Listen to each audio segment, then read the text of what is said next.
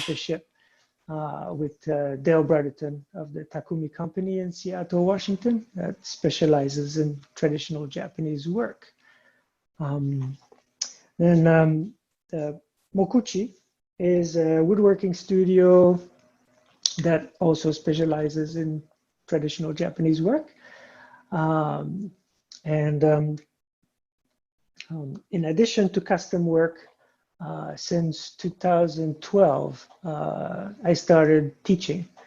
I started teaching when I was in Virginia. A few years later, moved to Brooklyn, and I started teaching a lot more. The first year I moved to Brooklyn, feeling the enthusiasm for Japanese woodwork, Japanese tools, and having had a dream, along with a few other friends, of having a yearly gathering centered around that interest. In 2014, Mokuchi sponsored, organized, hosted the first NY KEZ. KEZ is short for Kezurukai. Kezurukai is a gathering centered around planing, Japanese planing, but it's really for Japanese woodworking enthusiasts to come together. So we've done that since 2014. And in between that, those gatherings and the really growing interest in classes, a community started to develop. And that's been so delightful to see grow. And so over time, other dreams have come up to the surface. And one of those is starting tonight. We are now expanding this community into a new realm. So welcome. The topic tonight is, the focus is really the shop tour, MOKUCHI Studio, the main area where I do the handwork. I'm not going to take you to the basement where the machines are. As much fun as that is, not the focus tonight. And so we'll show you the space, and then we'll really focus on workstations, flexible workstations. It's an hour session. I'll spend the first 45 minutes talking, demonstrating, showing different things, give you a little context, and then I'll go on to that specific working station. As I go along, before the Q&A, which will be the last 15 to 20 minutes, as I go along, feel free to type in questions in the chat section. You can also just raise your hand when we start opening the floor to questions. All right. Yeah, so I'll set up context, and then I'll go over different setup of sawhorses, a few different bench variations, and then some useful props.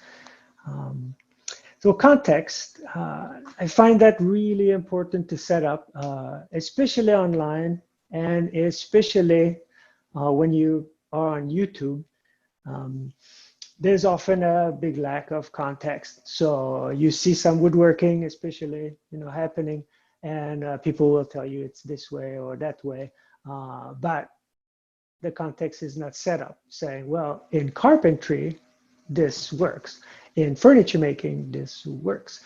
Most people have a specialty, and you'll have to figure out what that is and if that applies to your needs, your questions, your inquiries, your setup. So to give you context, I'll give you a short version of my journey into woodworking.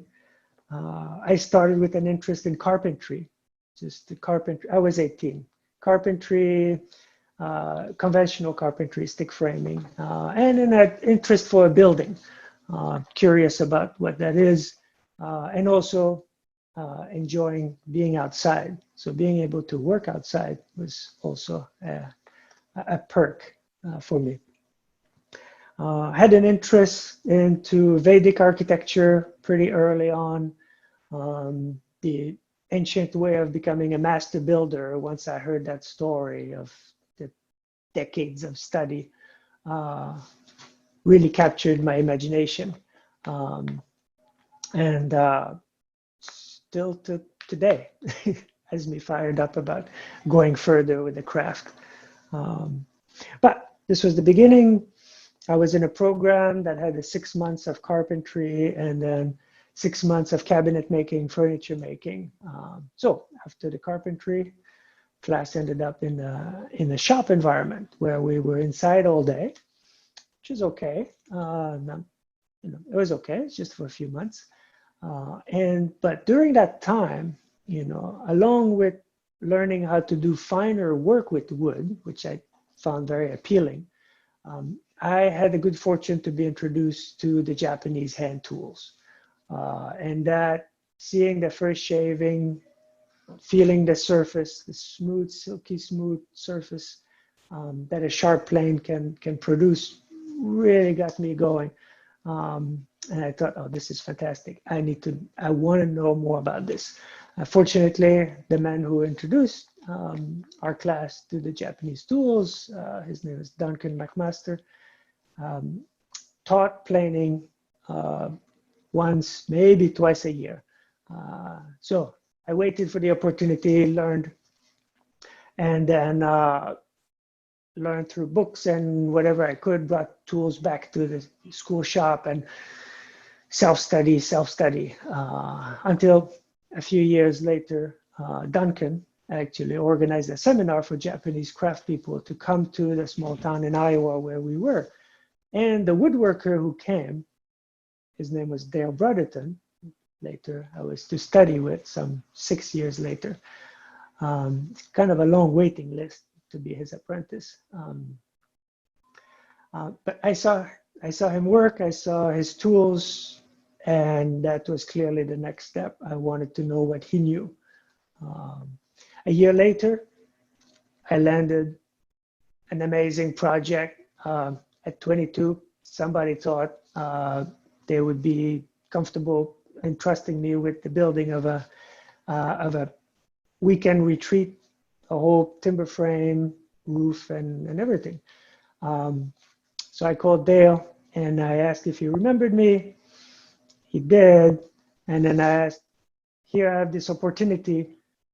I don't know enough to take it on by myself, but if you will be my mentor, I will take it on. And he said, go for it. So I spent the next nearly 3 years working on that project.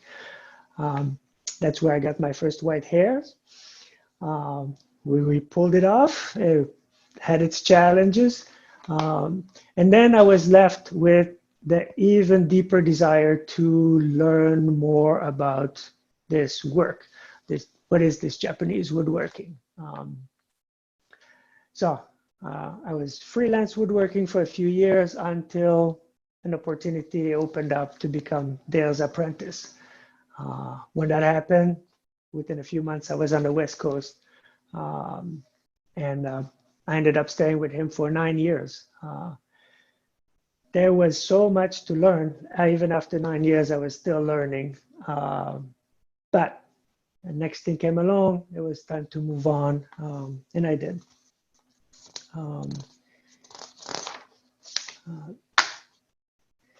But that time, apprenticing, as you can imagine, for that long, influenced me a lot. Influenced the way I work. Actually, most of the way I work is derived from that experience. Some small variations, but that is the core influence in the setup that you'll see tonight is a Japanese carpentry practice. That's really what influenced. Even when I'm making furniture, it still has the influence of carpentry.